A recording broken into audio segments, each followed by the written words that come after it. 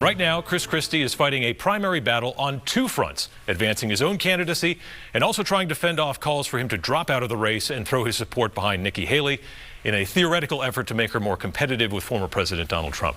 The former New Jersey governor joins us in studio this morning, and thanks for coming back in, Governor. Pleasure to be here, Adam. Thanks for having me. So if we turn back the clock to 2010, you're like the guy who will pick any fight and fight any fight and probably usually in that case win any fight. But right now, Governor Chris Sununu is doing his version of getting up in your grill. He's saying a lot of things and there's a lot of words in there, the essence being essentially take a hike. You've said what you said about this. Is it time, though, to see more of the Jersey guy come out to get him to stop? No, look, I'm not running against Chris. If Chris wanted to run for president, he should have. And I think now he's kind of doing a surrogate run for president. Understand, as we're sitting here speaking, he's made a trip to Iowa himself. That's what presidential candidates do.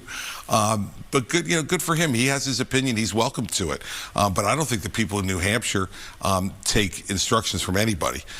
Whether it's the governor or anybody else. And so, my view on it is Chris has the right to say and do whatever he wants to do.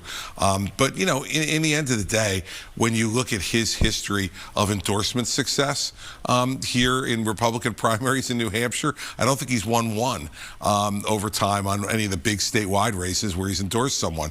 So if he did, we'd be talking about Senator Chuck Morse right now. I suspect United States Senator Chuck Morse, and we're not. So, his endorsement will mean what it means, and his calls for me to get out, if he wanted to be so involved in the presidential race, he should have manned up and run himself. Just a few weeks ago, we had Governor Burgum in this chair, and we talked about kind of the absurdity of this "when will you drop out" line of questioning. He gave a really impassioned response, and then like 48 hours later, he dropped out. So it was kind of funny. But Point being, can you definitively say that between now and January 23rd, we're not going to see you, standing tall, keeping up the fight, and then suddenly one morning you're on GMA with Nikki Haley endorsing her? No, you won't see that. No. That's a guarantee. I can't. You will not see me on GMA endorsing Nikki Haley. I guarantee you that.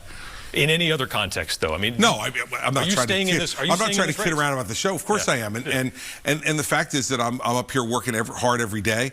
I've been up here more than any other candidate's been here, and so I don't think you'll see me abandoning New Hampshire anytime soon. Let's say you finish with a strong second or a strong third, exceeding expectations. What is the path to victory for Chris Christie after that? Well, we'll go and we'll compete in South Carolina, but of course that's Governor Haley's home state, so she should win that state. I don't know whether she will. I saw a new poll that came out this morning that had her losing to Donald Trump in her own home state by 25 points. That can't be encouraging for Haley supporters, I suspect, because if you lose your home state, I don't know how you expect to win any of the other 49. But we'll do some competition in South Carolina because we feel like it's important to do that. But really our next focus will be Michigan. We'll head to Michigan. That's 5 weeks from the New Hampshire primary. It has similar rules to New Hampshire, Adam. Independents can vote. It's an open primary system, and we think we can compete very well there like we'll do here in New Hampshire. In 2016 in New Hampshire, you perhaps more than any other candidate played a role in sort of wiping out the rest of the field and clearing a path for then candidate Donald Trump to become nominee and then President Donald Trump. That's certainly not your intent this time around. But what if that does happen again? Well, look, the only people who are responsible for whether Donald Trump wins the New Hampshire primary are the voters in New Hampshire. It's not any particular candidate. And so we're all competing, and I think anyone could say that anyone's tried to do more to defeat Donald Trump in this primary season than I have. And so I don't worry about that. In the end, I said this when I was in Hollis last night, that, this guy wants to be a dictator. He admires dictators like Putin and Xi and Kim Jong-un around the world. He said himself he wants to be a dictator if he becomes president again. And in the live free or die state, I can't imagine that they're going to support someone who wants to be a dictator. And if they do, you guys may need to change your slogan. You've staked your claim on moral clarity in this race, as you've just been noting there. You're the Republican who will fully stand up to Trump. Other people in politics have been doing their version of this by trying to limit his ballot access in certain states. Colorado and Maine, the Secretary of State did so there unilaterally. Is she helping or hurting Trump's cause?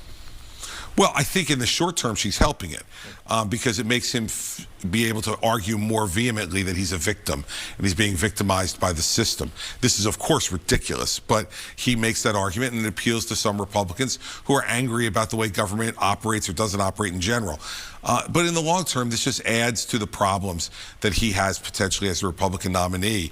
And our voters should take heed to that. He's got 4 indictments he's got to deal with. He's got a defamation trial starting in a week in New York City by E. Jean Carroll that he's going to wind up losing, I'm confident. And then he's got these ballot access issues. Joe Biden is just wringing his hands waiting for Donald Trump to be his opponent. If I were his opponent, I think it would be his worst nightmare. Nikki Haley has promised to pardon Trump, and there's some precedent for this in American history, obviously with Ford and Nixon. But what do you think about that? The idea that it would be important for the country to move on and just put him in the rearview mirror? I think what's much more important is for the country to know that the laws apply to everyone. And the fact is that grand juries, and this is different than what happened with Richard Nixon, grand juries of his peers in 4 different jurisdictions have said there is sufficient evidence to say he committed crimes. That never happened with Richard Nixon. I think we need to let that process run through and let the juries be heard and let justice be done. And I think, this is just an attempt by Governor Haley to pander to those who support Donald Trump. And she knows as a governor that you're not supposed to make these decisions before there's any verdict by a jury, and you're certainly not supposed to be able to make these decisions without the defendant himself accepting responsibility. Adam, can you imagine Donald Trump accepting responsibility for anything that's happened here? He hasn't to this point. So I think Nikki is just, again, doing what she does, which is to try to be everything to everybody, and that's unfortunate when using the incredible power of the pardon. It's now been 3 years since the January 6th attack on the U.S. Capitol. A new Washington Post poll shows most Americans believe that they should never be forgotten, but it also finds that more than 70% of Republicans say too much is being made of the attack and that it's, quote, time to move on. What do you think is driving that disconnect? Well, I think it's that Republicans and Democrats all try to keep their jerseys on all the time, their red or blue jersey. They don't put the country first, and that's a problem in our voting right now. We're much too partisan. We're much too divided. The fact is we have differences on issues, but we shouldn't have a difference about people storming the Capitol, grabbing shields from Capitol police officers and using them to bust windows at the Capitol and climb through them. Those are not innocent people taking a tour. I've toured the Capitol. You don't do it by breaking through a window and climbing in. And so this was a horrible day in American history. It was caused by Donald Trump. His speech in front of the White House told those people to march up to Capitol Hill and to get Mike Pence to stop the peaceful transition of power. I don't think there's a whole lot of doubt about why it was caused and what they were attempting to do. And I think Republicans just don't like to see their party leader at one point criticized, and that's why they're saying what they're saying.